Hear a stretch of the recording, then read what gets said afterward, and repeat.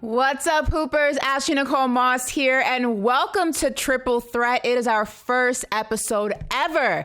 And on this show, we are going to highlight the very unique intersection between basketball and culture and have the conversations that the fans are having, that the fans desperately want to have. The conversations you probably aren't hearing anywhere else.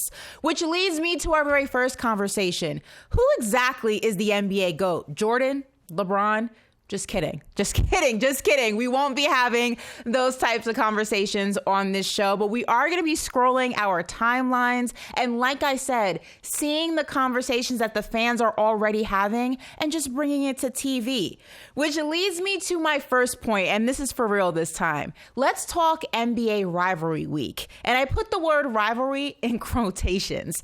In this league, we have so many intersections, so many overlapping relationships. If you look at the slate last night, it kicked off with the Knicks facing the Nets, the 76ers facing the Denver Nuggets. And here is my gripe about this. We should just call this NBA Homies Week. These guys do not dislike each other. These teams don't dislike each other. These teams don't even have history with each other. Minus the Lakers and the Celtics, that goes back in the history books. We know that. But if we can throw that graphic up one more time, let's just dissect this for a second, right?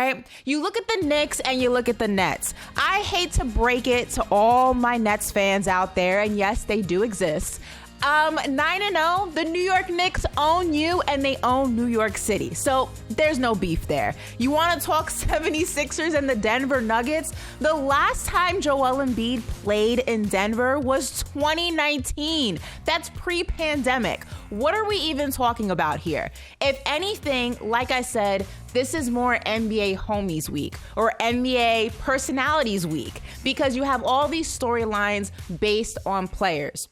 You have, for example, Damian Lillard and the Milwaukee Bucks facing off later this week. And as we know, Dame wanted to go to Miami. Miami didn't want to trade for him. How's that working out for you, Miami? Because now Jimmy Butler is on his way out. You have all these other types of interpersonal relationships. You look at LeBron and the Warriors. LeBron and Steph, maybe there's a little bit of friendly competition there and a beef. We know that. We accept that. LeBron and the Warriors, probably. We all go back to those Warriors-Cavs finals that used to just run the NBA discourse and NBA media. Outside of that, Lakers fans and Warriors fans, they don't really care. The Kings and the Warriors, what are we even talking about? Yeah, they share the same geographical area, I guess, but they're not rivals. NBA, if you want to do this correctly, do this correctly. And in order to do this correctly, you gotta rephrase the phrase rivals and just say friendly competition. And speaking of friendly competition, we're going to shift gears to Jordan Poole and Draymond Green, the gift that keeps on giving. Now, if you didn't know, let me catch you up to speed here. Draymond Green, once upon a time, was teammates with Jordan Poole on the Golden State Warriors. And the future was bright. It was real bright, actually. There was a young core in Golden State that was eventually going to take the helms from the passing guard once that time came and really bring the Warriors into the new modern era of the NBA. But then once upon a time, kids, Draymond Green was in practice. Jordan Poole said something to him that I guess he didn't like, and the punch was heard around the world. And it all went downhill from there. Jordan Poole ended up in Washington. Draymond Green stayed in the Bay Area with Steph Curry and Klay Thompson before Klay Thompson ultimately moved on to Dallas. But Draymond seems to continuously want to talk about this punch. Now, the Wizards and the Warriors saw each other recently, and Jordan Poole went into the locker room to see his old teammates and spread the love. And, well, he spread it to everybody but Draymond Green. And Draymond had this to say about what Jordan Poole had to say about his former teammates. He said, quote, "I love those guys over there.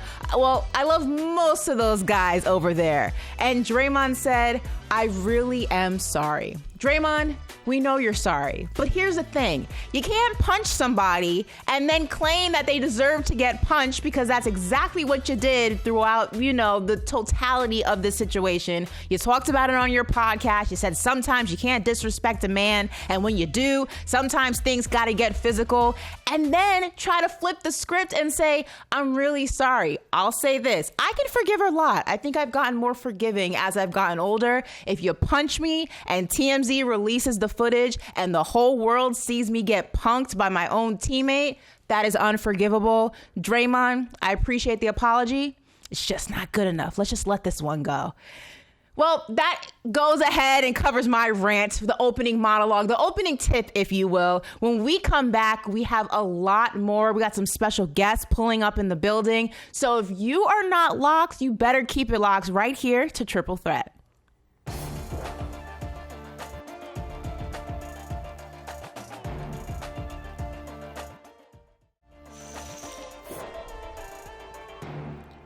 Welcome back to Triple Threat, everyone. Ashley Nicole Moss here, but I am joined by two lovely gentlemen. Well, at least one. There's Chris Walker here and a man riding high on the Ohio State victory. We have Evan Turner in the building.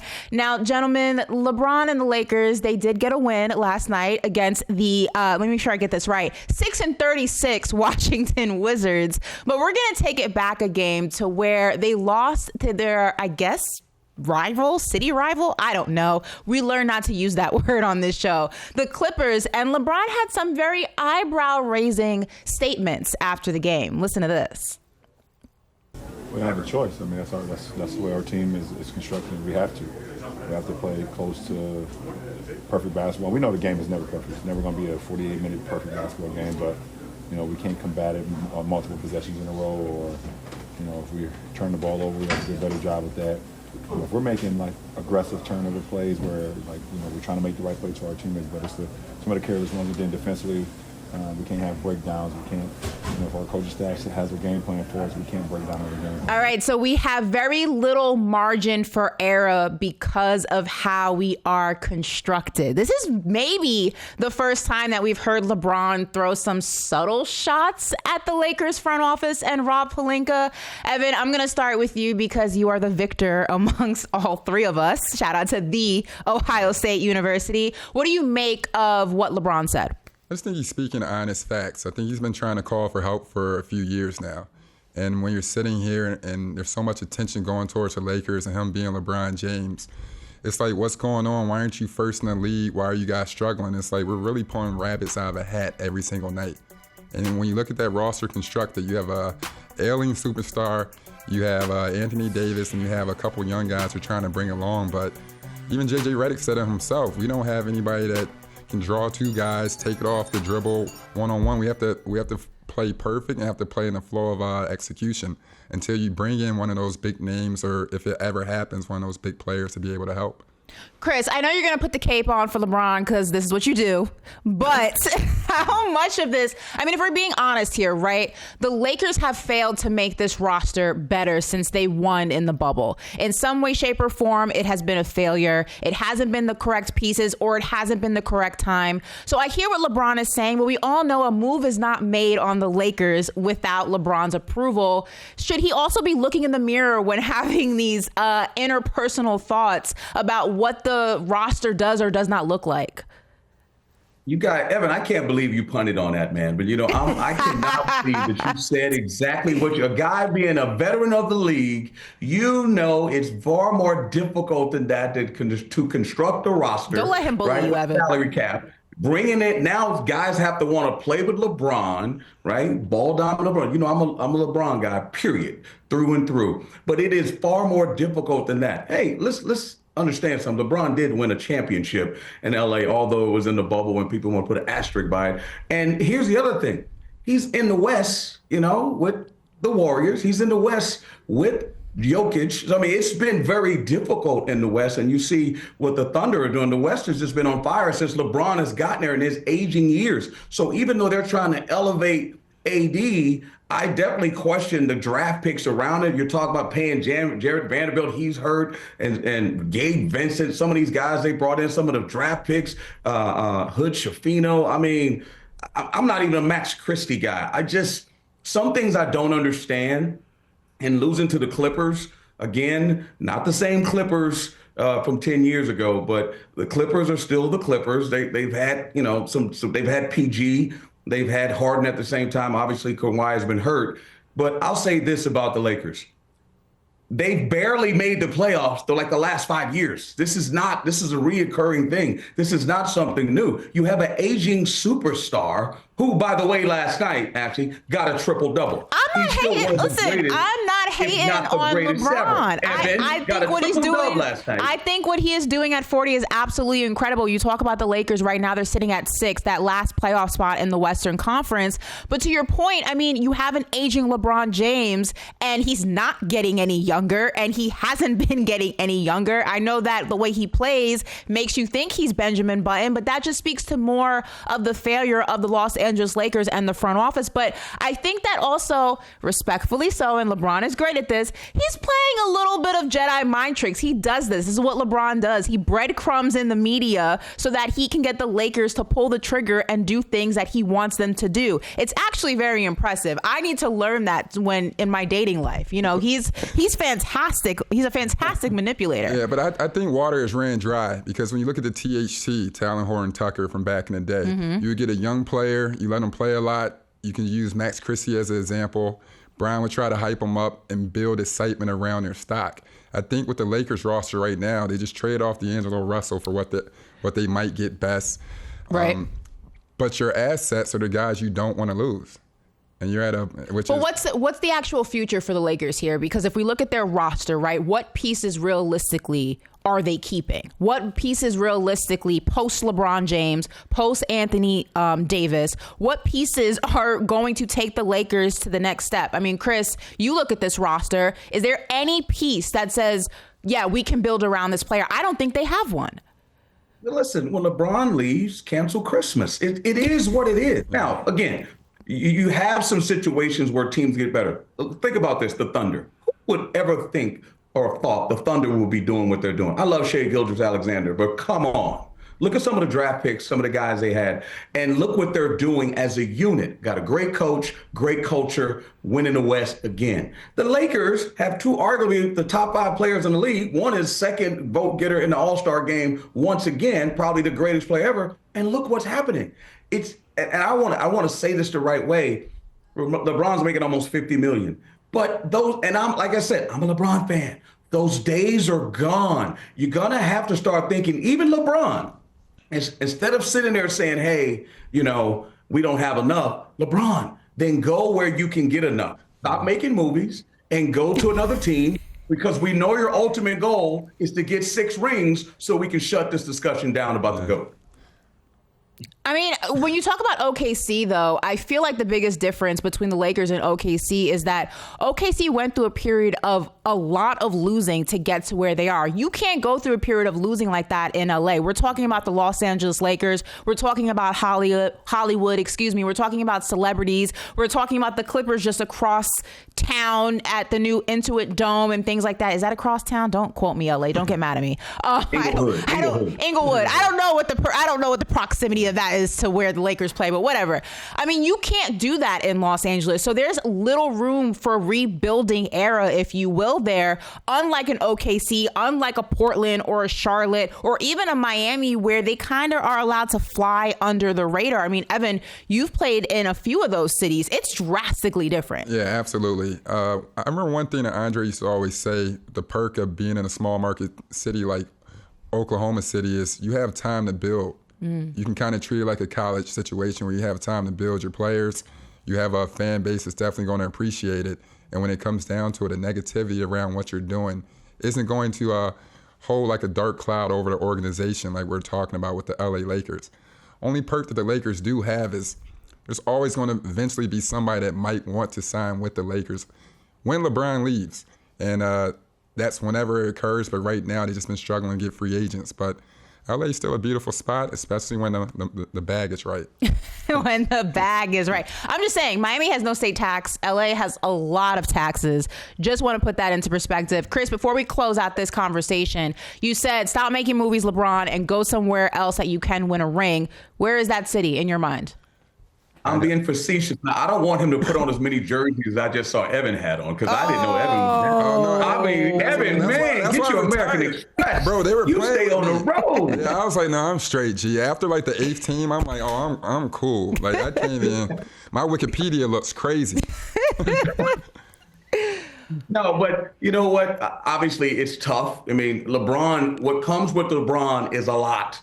It's not just LeBron, it's the whole show. And you, Evan, you know exactly what I'm talking about. So a lot of people don't want to do that. You saw what happened. A lot of people know under the hood what happened in Miami and ultimately why he left, you know, because it's an entourage. It's a reason why Jimmy Butler's leaving. Heat culture ain't LeBron culture, ain't Jimmy Butler culture. So LeBron, and here's the thing, and I love LeBron. I hope he watches this one day. He probably says, shut up, Chris. LeBron, if you want to win another game, if you want to win another championship, you got to be less Bron. I know that's hard to do. He knows what I'm talking about. You got to be less LeBron if you want to get that other ring. If you want to continue getting the numbers and everyone is going to debate who's the GOAT, that's fine. I'll be one that says, I think you are the GOAT. But if you want to get those 6 rings, those 2 other rings, you're going to have to be less LeBron and get with a team and fit into the culture. And then what you do can be amplified. I think LeBron should go to Golden State. Give the world a chance to see Steph and LeBron ride off on a high horse and make it crack. And whatever occurs, the NBA should get it done. Same way they block like the Chris Paul, Kobe trade, whatever. Rest in peace, David Stern. Yeah, rest in peace. Yeah. But we've seen a coin flip for Patrick Ewing. We've seen a lot of other stuff occur. Let us see Steph Curry, LeBron finishing out the last season. Well, why let NBA fans percolate on that thought? We're going to, when we come back, talk about a guy who played with LeBron and then moved on from LeBron, and that's Russell Westbrook. We'll be right back.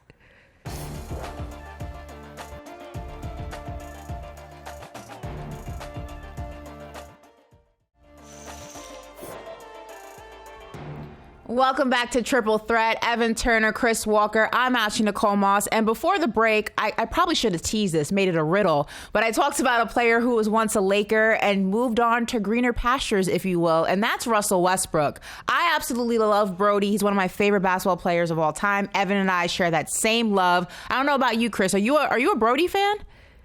No. Oh, okay. Well, this is going to make a very interesting conversation then. Russell Westbrook has been absolutely balling out in Denver. And the question can be, is that Jokic related? Is that just being better suited in the role that the Denver Nuggets have him in? But we're going to have that conversation because as much criticism as Westbrook has gotten, where are the apologies now that he is absolutely flourishing in the Mile High City? You look at Westbrook right now, 13 points per game, 5 rebounds, 6.5 assists, shooting almost 50% from the field. But it's the way he's just absolutely seamlessly integrated into Denver's system, has taken over the roles of KCP in some aspects, have taken over the roles of Bruce Brown in some aspects. Evan, I'm going to start with you because you and I share a love of Brody. I'm going to leave the hater in the background for a second. What is it about Russell Westbrook in Denver that is working that didn't work in LA? I just think it's tenacity. I think one thing, he shows up with tenacity each day. And I think when you're trying to make the playoffs or even trying to be a championship contender, you need that edge. You can never have too many players like that. One thing you always heard about the Brody as well is how great of a teammate he is. I think over the past few years, he's always gotten negativity for how he played, but every teammate you talked to loved how he played, loved how he came in and bought in, and he's a leader. And if you look right now, he's doing whatever they ask him to do. And in the past few games, he hasn't even shot over 10 times, and he's flirting with a triple-double every single night. So I think he came in with the right mindset to go with the flow as opposed to coming in and just, fully making the whole team his identity. But I just think he's been Russell Westbrook, and a bad quote-unquote Russell Westbrook is still probably better than 60% of the league. Chris, I have a statistic for you so you can start your hateration with some facts, okay? So the Nuggets, Russell Westbrook has become the Nuggets' most accurate and prolific scorer. He's hitting a higher percentage of his attempts than KCP did in his 2 seasons with the Denver Nuggets. How does that make you feel on the inside? Listen, thank God. Thank God he got in the gym and started working on his shot. Listen, you realize with the Lakers, he averaged 18 a game. He's only averaged 11. He's averaged 18 with the Lakers and 15 and 15 in the 3 years he was there. 7 and 7 assists and 7 rebounds. It wasn't terrible. It's just the bar's a lot higher. Even though Denver won the championship with Jokic, and he's the best player in the league right now. The bottom line is playing in LA, the Irish specter, the glass, the glare is just too great for certain people. Icarus flew too far to the sun, and what happened? His wings got melted. In LA, you got to make shots when you're wide open. He's not a three-point shooter. And guess what? The Lakers didn't just get off of him. So did the other team in Inglewood. The Clippers did as well. So you talk about guys not want to listen to old LeBron. Guys don't want to listen to old Westbrook, who can't make a jump shot. That's crazy. That's what the game is about now. So even though he's more productive, at the end of the day, thank God he get to go hide in the Rocky Mountains. Because when you're on Sunset Boulevard, when you're downtown in LA with the Big Shaq colossal statue and the Kobe statue, and the LeBron one coming soon, and the Kareem, it's a little different. And I'll say this, it was a very tough situation with him going to LA with all the stars and what they expected, similar to Miami. LeBron's older, Anthony's often hurt. It's just, look, they expected more from him, and they didn't want to disrespect him. They didn't want to disrespect him because he was playing terrible at times. It's just, Evan, would you agree? That's way more attention in LA. So whatever is happening in Denver, it won't be the same in LA. A hangnail in Denver is not a hangnail in LA. You know what I mean? It's just different. And he didn't measure up to the moment. And guess what? The Lakers says we got to go. Now, Ashley, she's going to blame LeBron. I wasn't even going to say anything about LeBron. She's going to blame LeBron. You take it and I'll follow. I wasn't even going to say anything about LeBron, so the joke's on you, Chris. So I'm saying you're absolutely right. The spotlight is way different in LA than it is in Denver. And sometimes when you butt naked open, hitting that jumper is tough. One thing I will say about Russ's game, you can't change a player's game in the ninth inning. So when it comes down to it, how he is who he is. He played the same way for 13 or 14 years till he got with a ball-dominant player. It's going to be some adjustments. Even then, we'll want a guy to have first all-star or superstar numbers, and he's a third option. And when you look at those numbers, it's like 17, 7, and 5. That's enough. Not saying he did shoot terribly, of course. Don't get that wrong. But then you move on forward and you bring up the Clippers. There's too many light minds, too many ball-dominant players over there. When you sit there, they can love each other or not, but James is like, hey, Buddy got to get up out of here. Right. Because that's just Buddy wasn't a better one. That's why. And I totally did. Buddy wasn't a better one. Yeah, you're absolutely right. But sometimes it's like, shoot, if man, a big car is a big car. Truck is a truck. Like, you know what I mean? But sometimes I also feel like if you look at it, Russell Westbrook was making significantly more money in LA than he is making in Denver, right? So with more money comes more responsibility. His responsibility was a lot higher in LA than it is in Denver. When you look at the Nuggets, they have a more concrete starting five core group of players that they heavily rely on night in and night out. So for Russell Westbrook, he was seamlessly able to kind of integrate into their system because it wasn't so Russell Westbrook centric. And sometimes a player needs to be in a system that makes them better. I mean, Evan, you've played for a few teams. Don't use me as an example. I'm not going to hit the way that Chris hit it, but you played for a few teams, and you know that certain systems are just better for flourishing and heightening what you do well and hiding what you don't do well. And Russell Westbrook essentially found that in Denver. Yeah, and I'll take that a step further when you're talking about some of these superstars. You look at Jokic, he's a different type of superstar. When it comes down to it, Russell is more efficient. He's playing way better because he's getting more better shots, more efficient shots, and literally he doesn't have to worry about going up against a set defense and forcing 25 shots a night. And Jokic is spreading the ball all around, and that system is for people to be on the same accord. And I think that's what's definitely helped them far better than playing with LeBron or James Harden or Kawhi Leonard, where he's trying to keep up with the pace of the game, which is a 25-shot night. I'm going to pose a question to both of you. And at this stage in their careers, is Jokic the player that we always used to talk about LeBron making players around him better? And that was the narrative in Miami. That was the narrative in Cleveland, both times around, right? At this stage in his career, is Jokic better at doing what LeBron has always been really good at, and that is making players better around him? And is that part of the reason why Westbrook is flourishing in Denver and wasn't flourishing in LA? And we can even bring up Kawhi and James, but I'm going to talk about LeBron specifically. Chris, I'll start with you. Listen, I don't want, again, I know I'm the person who says he's not a Brodyite, but that's not true. I was one of the guys that defended Russell Westbrook to the end when the people said getting triple doubles is nothing, right? Because I'll say something about a triple double. LeBron has 100 plus triple doubles. Michael Jordan only had 20. So what are we talking about? Oh here? my gosh. Kawhi has only had like 2 in his career. Kawhi's only had like 2 triple doubles in his career, and everyone's saying he's better than LeBron. I'm like, what? But here's my thing, guys. Here's what I'll tell you. The NBA, and Evan, you know this, any big guy that can't shoot threes are not in the league anymore. They're dinosaurs. The league moved on from them. Yes. Guards that cannot shoot are not at a premium anymore. You're Russell right. was able to dominate with his athleticism and not shoot jump shots. Now in the NBA, you got to be able to shoot. Right. So I guess when Russell left the Wizards at, average of 22 a game, terrible what they were, he gets to LA where guess what? When you play LeBron, you got to do what? Make jump shots. Right. So the worst part of his game was exposed. They didn't need him to do all that old crazy stuff because LeBron can do that. They need Russell to make shots. And then all of a sudden people found out, whoa, he can't do that?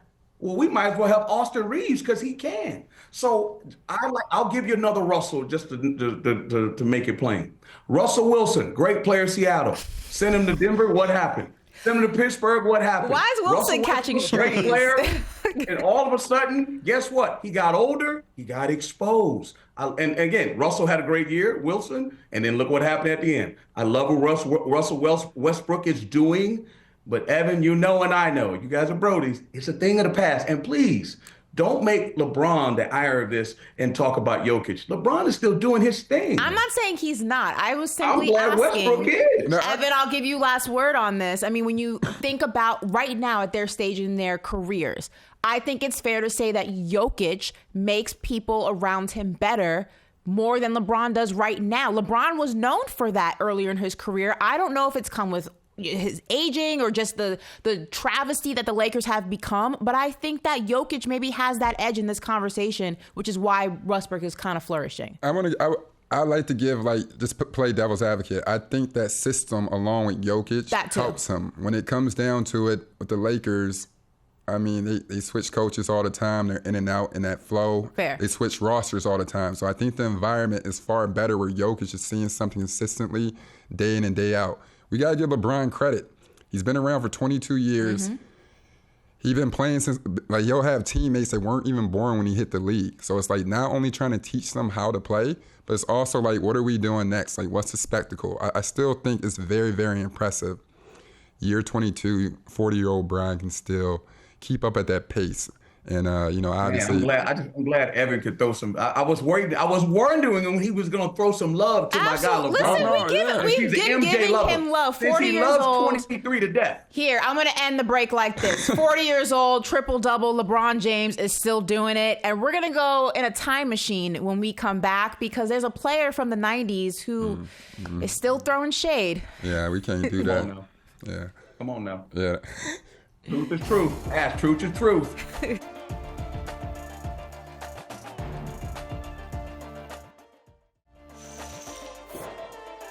For me as a fan, I've followed this. So if I speak from an NBA standpoint, owner, and I want to find an all-around player to be my number one, you think the average owner is going to pick you or LeBron? I don't know. Got it. Okay. So that... You want individual accolades or you want championships? Because I didn't chase mine. Okay.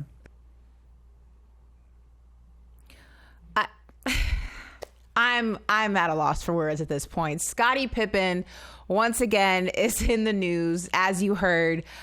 He said, do you want individual accolades or do you want championships? I have 6 rings and I didn't have to chase them. He is the most disgruntled Hall of Famer, I think, in the history of Hall of Famers. I don't understand what Scottie Pippen's beef beef is. We all know there would be no Jordan championships without Scottie Pippen. When people talk about peanut butter and jelly or Batman and Robin, they say Jordan and Pippen. They're a famous duo. Everybody knows. We get it, Scottie. We know you were there. We know you were part of the championships. We know there would be no Bulls championships without you. We get it. You don't have to keep reminding us. You don't have to keep throwing shade at other players to remind us. I want him to go on a retreat somewhere like to Bali or the Maldives and just do some yoga and some soul searching and figure out why he is so angry. 6 rings, Scottie. We get it, Chris. Come on. This is your era. What is his beef?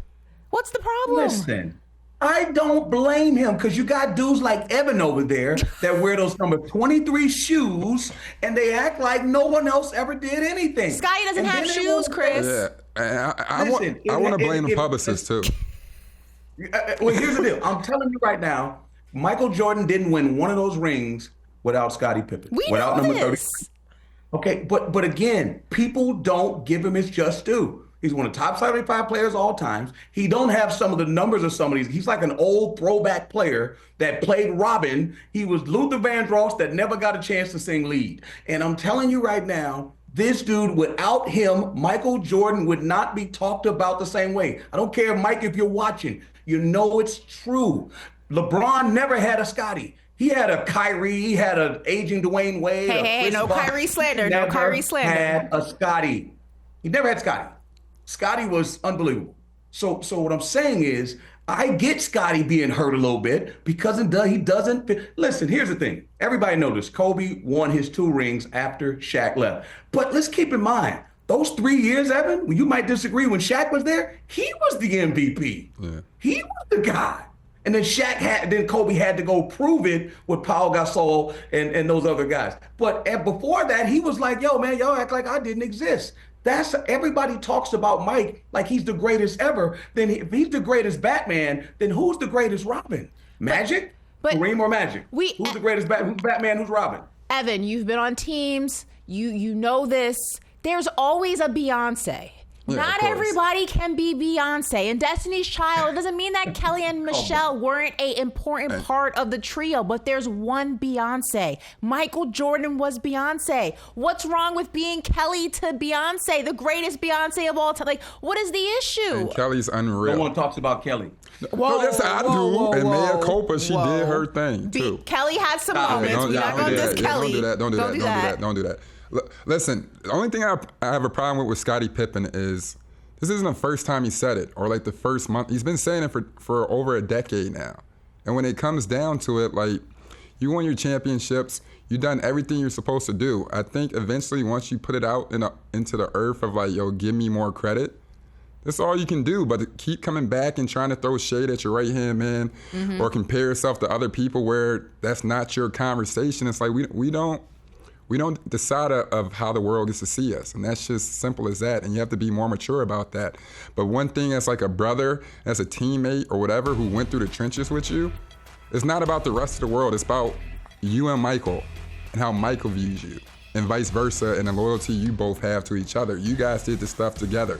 So I never really liked how, in order to get credit, you kind of undercut his man's in order to build up his legacy, and he's had everything from his legacy. Not only that, but how the city of Chicago views you. I mean, nobody disrespects Scottie Pippen when it comes to the dynasty of the Bulls. Now, granted, I can understand him not getting the same pedestal treatment, if you will, as Michael Jordan, but that is the game. There's only one leader on a team. When you look at the Golden State Warriors, Draymond and Clay were huge parts of them winning those championships, but everybody thinks of Steph first. There's and always Draymond too. There's always one person. You don't hear Draymond throwing Steph under the bus saying, well, what about me? Like, you can't. Not yet. You can't.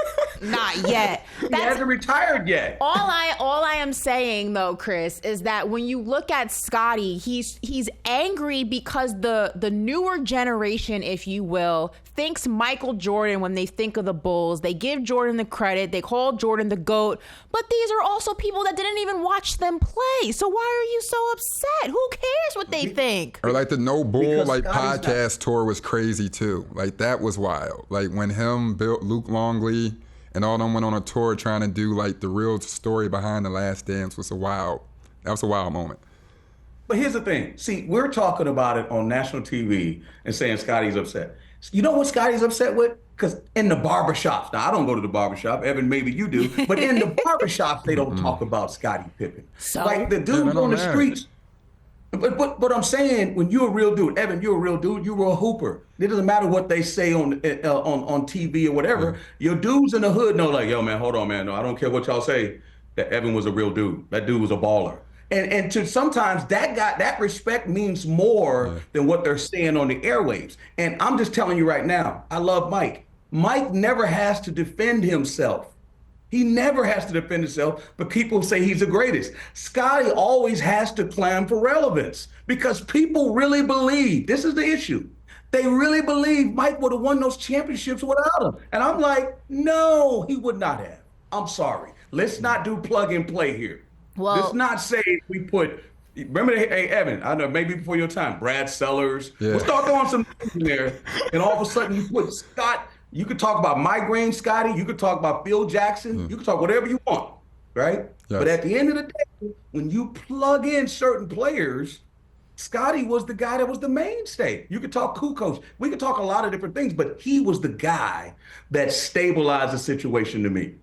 And unfortunately, you made a great point, Ash. Peanut butter and jelly. Try to eat a peanut butter and jelly sandwich with just peanut butter. Does it taste the same? But you don't hear Jelly going around the cabinet saying, "What about me?" Because Jelly knows what time it is. Yeah, Michael Jordan was peanut butter. Jelly don't have relevance without peanut butter. So at the end of the day, it's a symbiotic relationship. They need each other. And if I'm Mike, and I don't know if he didn't do this, and you got to realize this, the last thing I'll say, Scottie was the reason why they broke up, because Krause wouldn't pay him. If they had paid Scottie, who knows how many championships they would have won. So Scottie's still hurt. He's still wounded by that whole situation. And part of him might think, hey, man, if Mike would have stepped up, we could have kept this thing moving and I wouldn't have to go to Portland and Houston and all that. Who knows what's in the back of his mind? But it's more, and then also you got the personal stuff too. So it's more. And the personal stuff, and the personal stuff. That's not Michael's fault. And I didn't want to go there. The personal stuff's deeper than rap. But then you look at the 1998 season, like that alone, Scottie set out for a reason. Like, do you understand what I'm saying? I understand why he tried to defend himself after The Last Dance, but. Well, we're actually going to make Scottie Pippen a little bit more upset right now because we're going to take the 96 Bulls lineup and remove Scottie Pippen from it, insert a different player, and see if that player would still make this a championship team, a championship starting five. All right, so Scottie Pippen right there is at the 3. We're gonna swap him out and put Kevin Durant in his place. Is this still a team that wins the whole thing? Evan, I'm gonna let you answer this one, and I'll give Chris the next one. Yeah, I think I would like to go with the dark horse and say yes, and I think Kevin Durant would probably get the recognition that Scottie was looking for if this was the situation. I think KD would probably be in a GOAT conversation. And there was no Twitter in 96, so KD would even be in a better position. Yeah, and then you have Kukoc on the bench, so you got 2 KDs basically. Not really. So here's the deal. Easy telling he's like KD. Come on, Evan. I just joke. But here's the thing, though. Yeah, but here's the thing, though. Think about it. In order, Scottie Pippen had to sit back and not have an ego when he's playing next to 23. Kevin Durant would not have been able to do that. Oh, Second of all, Kevin Durant held himself back when he played with the Warriors. KD does not have an ego. He held himself back when he played with the Warriors. Evan, he was the MVP with the Warriors. He was the MVP. It was kill time, but I'm just saying he didn't come over and it's like this. It was still Steph's team. If anything, the knock to Kevin Durant is that his ego's not big enough. Yeah, for real. That's 1,000. It was a Steph's team, but yet Kevin Durant was the MVP. That's just how it was. Yeah, because. All right, let's go to the next lineup here. If you were there, you understand. That was Steph's team. We're going to take out Scottie Pippen, and we're going to put Grant Hill. Come on, y'all. Y'all bugging now. Come on, Ash. Y'all bugging. Yep. Chris, what are you thinking about this one, Chris? Are we trying to get some clicks here? Are we just trying to get some clicks and some views? Like, what are we doing here? I love Grant Hill. Championship team or not? Grant Hill.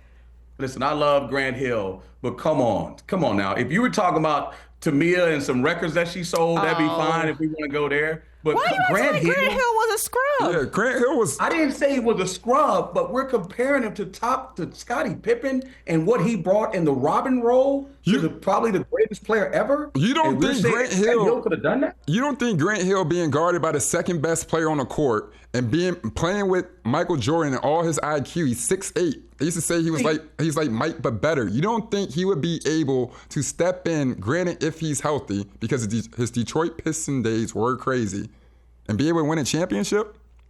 See, this is why Scottie is complaining. So what I would do if I was Scottie, I would say, okay, Ash, let's do another set. Let's take Mike's name out and put Magic there. We're not going to take out Mike's name. I'll put LeBron there. We're not going to take out Mike's name, but we are going to take out Scottie's name once again. Give me the next roster. We're removing Scottie Pippen. Meta World Peace. Oh, my God. Even though Meta World Peace won the championship for them back in 2010. AKA Ron Artest, for the kids who don't know that he changed his name. I think his name is actually Love now. Is it? I think so. That's hard. Maybe. I don't know. But Meta World Peace, I will not disrespect Scottie Pippen like that. This team does not win with Ron Artest, a.k.a. Meta World Peace, a.k.a. I Think Love. I think we can all agree on that one. Let's move to the second roster here. Who we swapping? Oh, Shawn Marion. Y'all bugging, man. We bugging right now. We are bugging. Evan, what are your thoughts on this? You guys are. This is why Scottie's upset. No, I didn't. Disrespecting the Robin role. I didn't put the name up there. I do not agree with Shawn Marion. Shawn Marion is just a name. I did not know these names ahead of time. I asked the producers to not tell me. I am learning with you both as we go. Shawn Marion, I guess we can all agree that's a no, correct? We're bamboozled, led astray. Okay.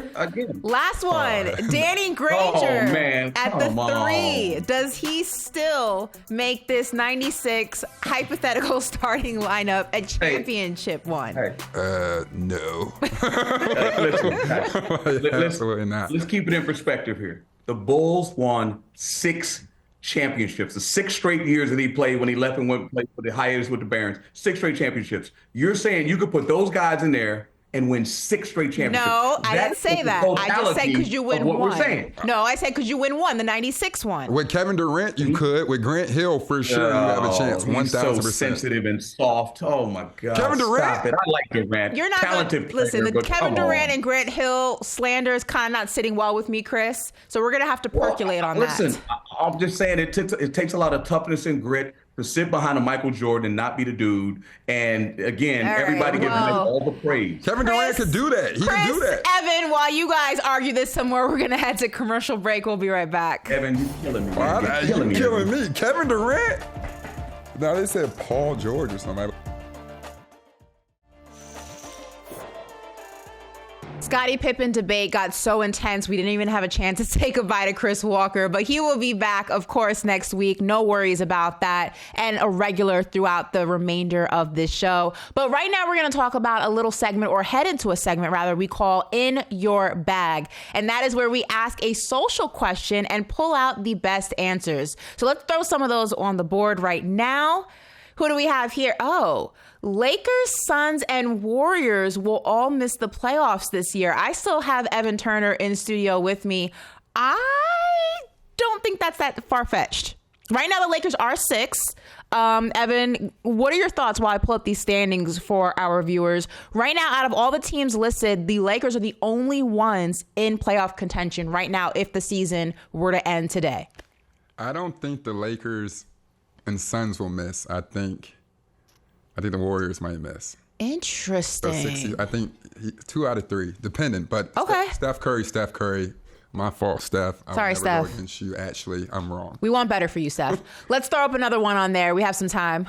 Curry's last season with the Warriors, absolutely not. I have a theory on this. I think Steph Curry is the last of a dying breed. He's going the Kobe Bryant route. One player, one organization. Doesn't matter if they're winning, losing, somewhere in the middle. He is not leaving the Bay Area. All right, one more. Let's see if we can squeeze one more in there. Kawhi will win his 3rd finals MVP with his 3rd team. And on that note, ladies and gentlemen, for myself, Chris Walker, Evan Turner, this has been the first episode of Triple Threat. Scan this QR code, and if you missed the full episode, no worries, because you can catch the full premiere episode on YouTube. We will be back next Wednesday. See you there.